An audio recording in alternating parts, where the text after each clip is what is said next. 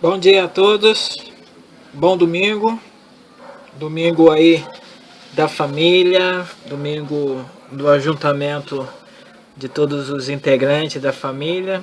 Gente que é da igreja evangélica também tem o dia de domingo como um dia consagrado ao Senhor, domingo do Senhor, né? Sejam bem-vindos ao canal da Primeira Igreja Batista na Praia de Ramos, tá? Você que está sintonizado aí em mais uma aula da revista, da Escola Bíblica, sejam todos bem-vindos. 12ª lição da revista, essa que você tem acompanhado aí, junto com a gente, estudos no Apocalipse de João. Lição 12, então. Lição 12, a visão dos fins dos tempos. A visão dos fins dos tempos. Vamos orar.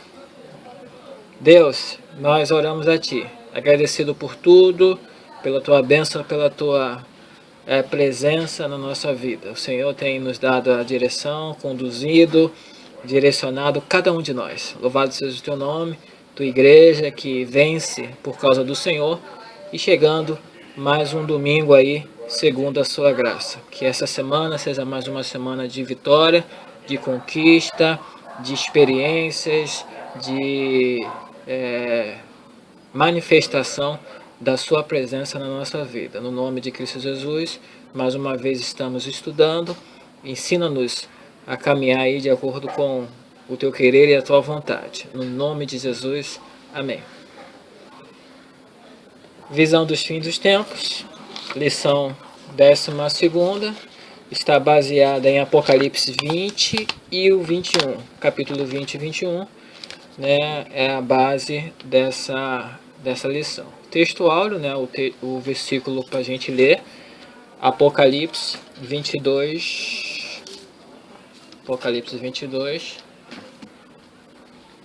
versículo 5.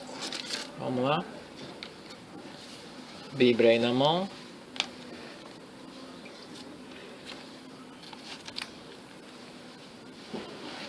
Chega lá. Capítulo 11, capítulo 16, 22. Já é o finalzinho mesmo do livro. Vamos ler. Apocalipse 22, versículo 5.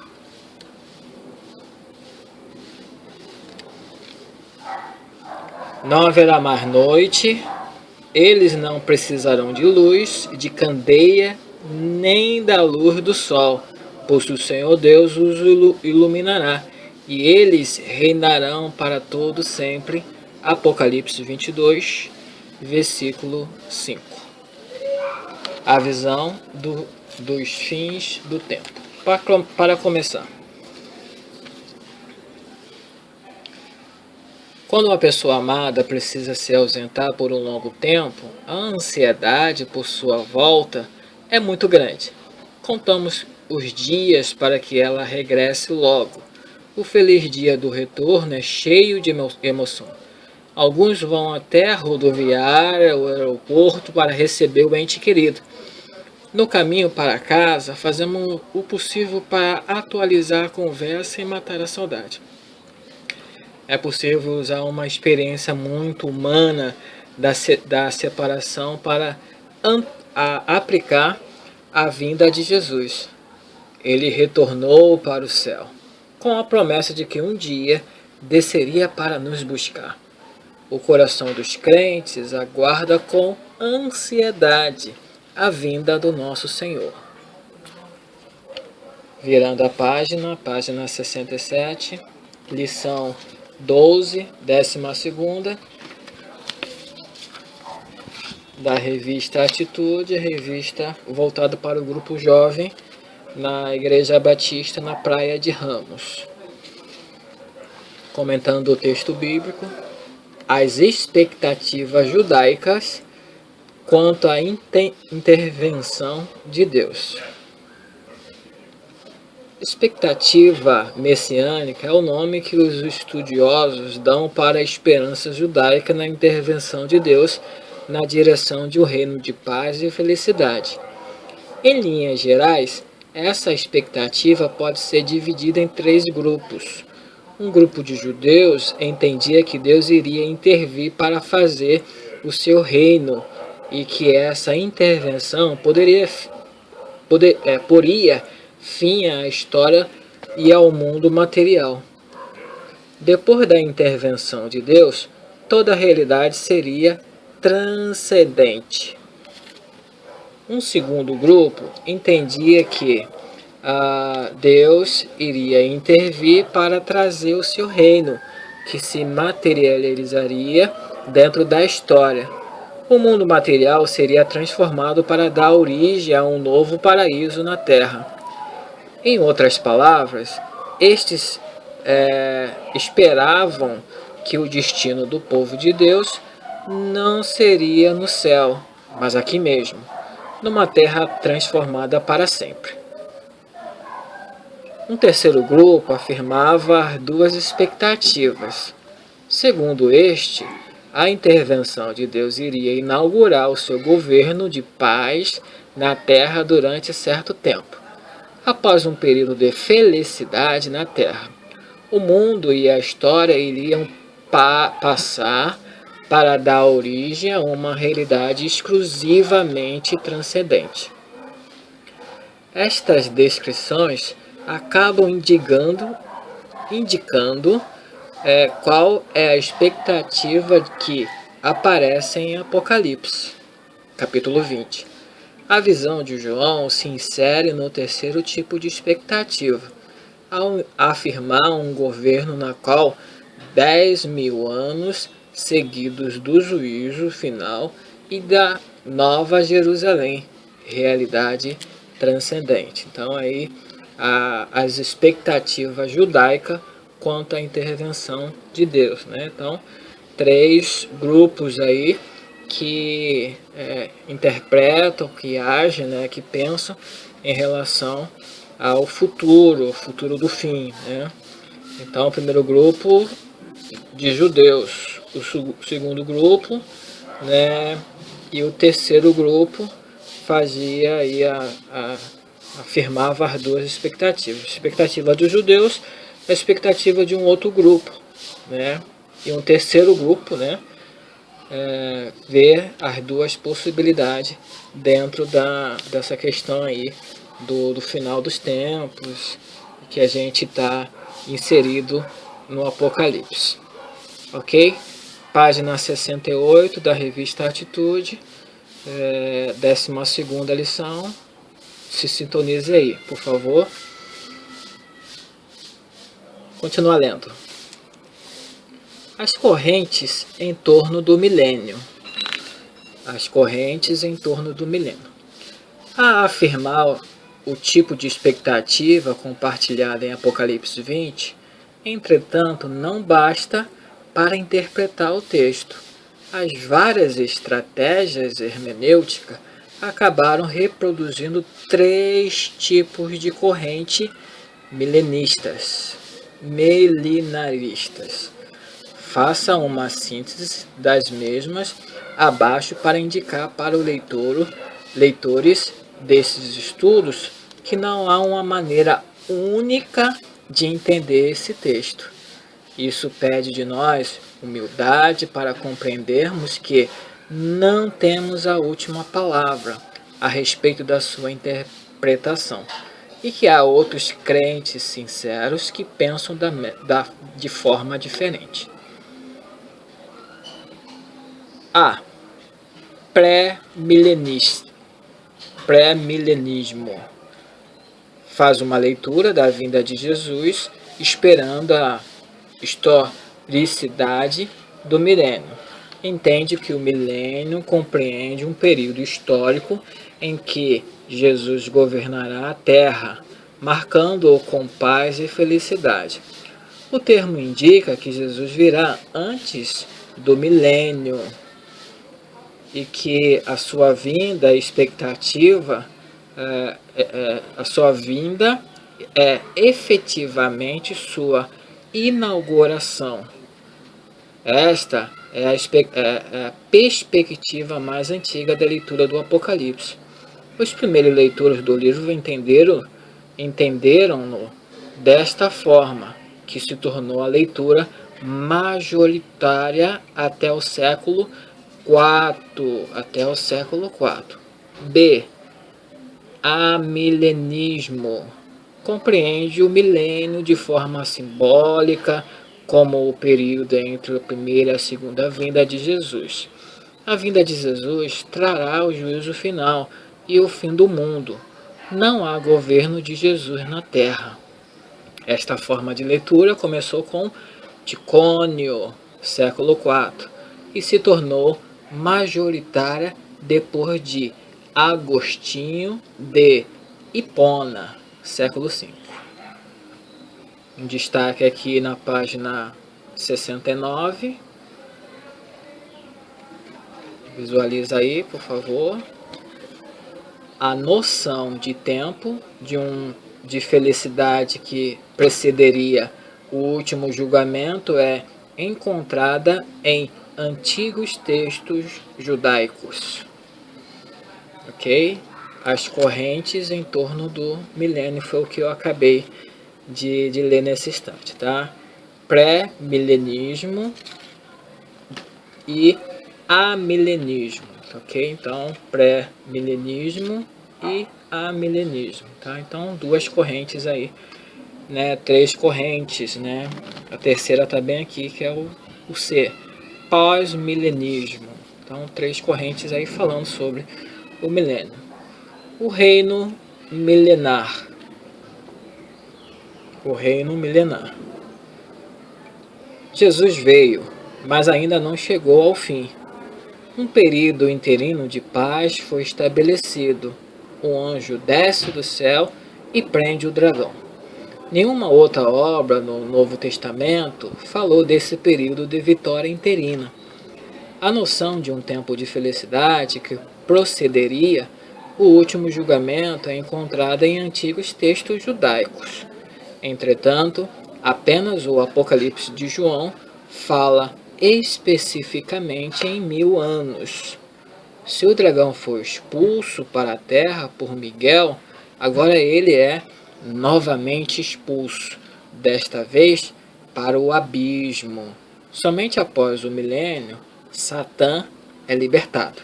Reúne um novo exército, marcha outra vez contra o acampamento do povo de Deus. Entretanto, cai fogo do céu e derrota todo o exército adversário. Mais uma vez, a batalha é vencida sem conflito e Satanás é jogado no lago de fogo. Reino milenar é o que estou lendo nesse instante na página 69 da revista Atitude, como você acompanha aí nesse instante.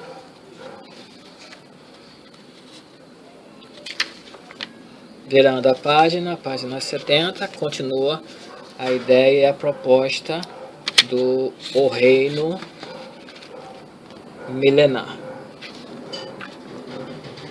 Já argumentei que os primeiros leitores de Apocalipse entenderam o milênio como a descrição de um período histórico na Terra.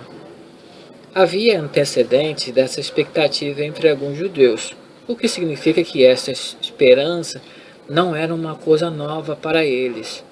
Formalmente, o milênio é um período de tempo entre a vinda de Jesus e o juízo final, evento que marca o fim da história e a instalação de uma realidade puramente transcendente. O milênio é, então, um parêntese entre a intervenção de Deus na vinda do Cordeiro e o final da história. No entanto, no contexto judaico, esperava-se que o próprio Deus, ou o ungido dele, o Messias, reinasse durante esse período na Terra. Seria um período em que se cumpriria as profecias de Isaías de paz e prosperidade para toda a humanidade. Isaías capítulo 2, versículo do 1 ao 5, entre outras passagens, aí tem algumas referências aí dentro do contexto bíblico, né? Falando um pouco aí sobre essas ações futurísticas, né, escatológicas. Então, em Isaías, né, que é um livro dentro da Bíblia, né, é um dos profetas considerados maiores, né, fica logo depois de Salmos, Provérbios, né, e segue aí os outros livros antes de Isaías, tá? Provérbios, Eclesiastes e Cantas, ok? Aí depois vem Isaías. Isaías é um livro grande, tem mais de 60 capítulos, fala, dentre outras coisas, né, dessas ações futurísticas. Por que um parente? Parêntese. O Apocalipse não responde, talvez porque o povo de Deus sofreu dentro da história. A justiça divina demanda a recompensa também dentro da história, antes de encerrá-la com o juízo final. Quanto tempo durará o reino do Messias na Terra? O Apocalipse fala em 1000 anos, mas esse número não é definido. Entendemos que o termo milênio é uma expressão que indica um período de tempo grande, não necessariamente 1000 anos literais. Quem estará no milênio? A leitura escrita de Apocalipse 20 fala apenas nos que morreram martirizados pela besta ou em perseguições. Teologicamente, entretanto, a partir de elementos de outros textos bíblicos, é sensato afirmar a ressurreição de todos os crentes, e não somente dos que foram martirizados. E os incrédulos, estes não participam do milênio na Terra. Durante o milênio, continuarão no mesmo lugar de sofrimento, que já estavam antes do milênio. Após o milênio, ressuscitarão para o juízo final. Em termos sintéticos, o milênio será um período histórico posterior à vinda de Jesus, quando o povo de Deus ressuscitará para reinar com Jesus na terra. Durante um longo período de tempo. Após o milênio, Satanás será solto e organizará uma derradeira oposição ao Cordeiro de Deus. O exército que ele levantará não será formado de pessoas, já que não haverá incrédulos durante o milênio, mas de figuras demoníacas que ele trará de nações dos 4 cantos da terra, expressão usada em fontes judaicas para falar do lugar de origem dos demônios, como fez com as bestas. Entretanto, Jesus derrotará a todos sem necessidade sequer de enfrentamento. Fogo cai do céu e destrói os seres demoníacos. Ok? Então, termina aqui, né, esse lado, né, do reino milenar. Reino milenar, né, começa na página 69, 69, vai até 70, dando aí as explicações lidas nesse instante, tá? Então, a 12ª lição, ela se baseia nesse sentido, né, nessa ideia e proposta. A visão dos fins dos tempos, questões milênio, né, falando sobre as correntes, né, da época, né, o que ainda hoje resiste e existe, né, existe e resiste, né, os pensamentos judeus, não judeus, né, pensadores, né, formadores de opiniões, e a gente, tendo a Bíblia como um parâmetro, né, a gente sabe que temos um Deus que não deixa confusão. Então, cremos nesse Deus, e esse Deus age de acordo com como Ele quer, o que Ele pensa. Nós só devemos ainda permanecer e persistir na fé e convicção que nós temos no Salvador, que é Jesus Cristo, o nosso Senhor. Ok? Tudo aquilo que Ele irá fazer antes, durante ou depois da nossa passagem aqui na Terra. Ok, então, seguindo aí o final dessa mais nova lição, né, lição 12ª, lição 12, né, na página 71, né, tem aí alguns resumos, né, e algumas situações, né, de dicas e orientações que a própria revista ela externa ao leitor para que coloque em prática na medida do possível. Apocalipse, capítulo 20, versículo do 11 ao 15, fala do juízo final. Momento em que todos os seres humanos serão julgados. A Bíblia esclarece, entretanto, que a salvação ou a perdição são definidos durante nossa vida. Efésios 2, versículo 8 e 9. A Bíblia esclarece, entretanto, que a salvação ou a perdição são definidos durante a vida. Efésios 2, 8 a 5. Vamos ler Efésios 2, do 8 a 5. Efésios, capítulo 2, versículo 8 e 5. Você tem a Bíblia aí?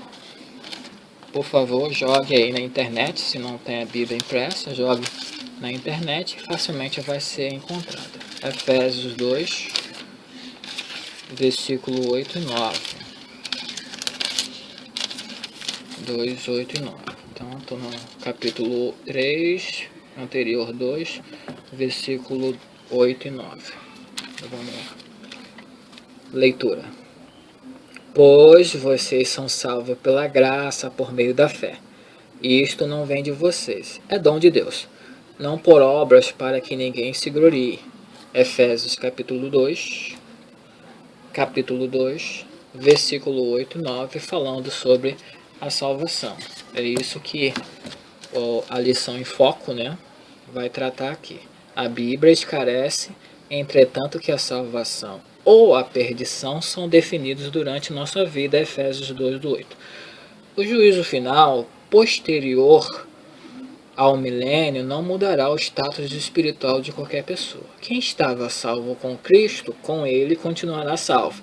Quem estava perdido, longe de Deus, sem ele, continuará perdido para a eternidade. A função desse juízo parece ser muito mais para definir galardão do que qualquer outra coisa, já que está relacionado com as obras praticadas. Então, lição em foco, né? Página 71, traz aí essa lembrança, esclarecimento das coisas. Para tomar atitude, para tomar uma atitude. Os debates sobre a vinda de Jesus costumam dividir os estudiosos. Em alguns momentos, as discussões são acirradas e pouco amistosas. Acredito, entretanto, que não deveriam ser assim. É verdade que não há consenso em torno do milênio, mas isso é natural em função da complexidade do tema. Vamos respeitar quem é de outra corrente escatológica. No final, estaremos todos juntos, e para onde vamos, não haverá qualquer divisão. Então tá aí, né, para tomar uma atitude. Terminando aí a lição 12, semana que vem, lição 13, né? 13ª semana que vem. Então, lição 12, a visão dos fins dos tempos, tá aí, para que a gente seja edificado nessa leitura da palavra de Deus, leitura daquilo que nos traz esperança, expectativa de um mundo melhor. Deus abençoe você, toda a sua família e todos quanto aguardam ansiosamente a vinda do Salvador nosso, que é Jesus Cristo, o Filho de Deus. Oremos nesse instante. Deus, obrigado pela esperança que nós temos no Senhor, de que depois disso tudo aqui, mesmo no abrir e fechar de olhos humanos, o Senhor irá nos levar aonde o Senhor está. E estaremos com o Senhor para todo sempre. não somente com essa expectativa humana que nós temos hoje, mas a expectativa de um Deus que é todo poderoso e já preparou o lugar para todos nós. Obrigado por isso. Independente de qualquer situação aqui na Terra, que todos nós, todos nós estejamos convictos e seguros no caminho que é o Teu Filho Jesus, o nosso Salvador. No nome dele nós queremos orar, nós queremos falar, nós queremos colocar diante do Senhor nossa vida, nossa esperança, expectativa, nossa confissão. Venha sobre nós, venha sobre todos quanto têm lido e relido a Tua palavra. Aqueles que estão observando, aqueles que estão lendo, que estão atentos, todos nós estejamos aí seguros nesses objetivos que é seguir no Teu caminho. No nome de Cristo Jesus, que mais e mais pessoas de pessoas também possam estar juntamente conosco. O desejo do Senhor é que ninguém se perca, que isso seja presente nos nossos dias, que ninguém se perca, mas a todos quantos persiste e permanece, estejamos juntos até o final. No nome de Jesus, eu te oro, te agradeço. Amém. Obrigado por você estar assistindo esse e outros vídeos no canal da Primeira Igreja Batista Praia de Ramos. Lembrando que hoje é dia 20 de dezembro, né?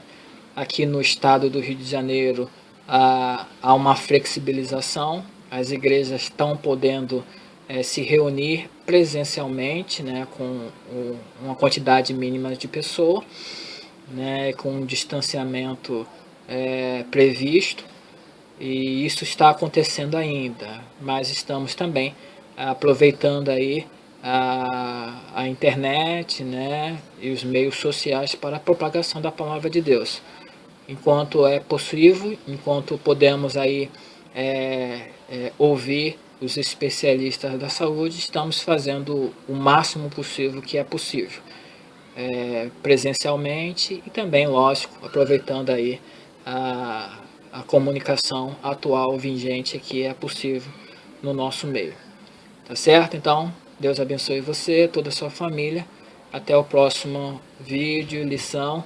Siga aí @PIBPR, que é os canais aí da Primeira Igreja Batista na Praia de Ramos.